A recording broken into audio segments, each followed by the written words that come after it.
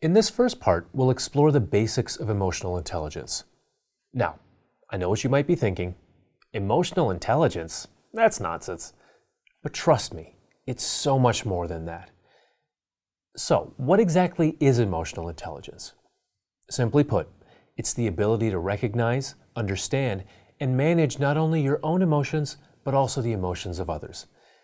It's about knowing when to speak up, when to listen, and how to handle those moments when emotions run high.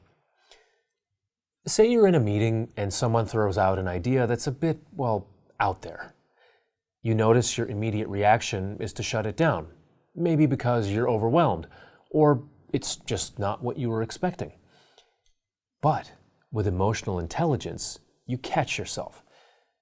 Instead of reacting impulsively, you pause, consider where they're coming from, and respond in a way that keeps the conversation productive. That's emotional intelligence. Why does this matter? It matters because in the workplace, emotions are always at play, whether we realize it or not. They influence how we communicate, how we make decisions, and even how we motivate ourselves and others. Leaders with high emotional intelligence can navigate these emotional undercurrents more effectively, making them better at building strong teams and fostering a positive work environment. But here's the thing.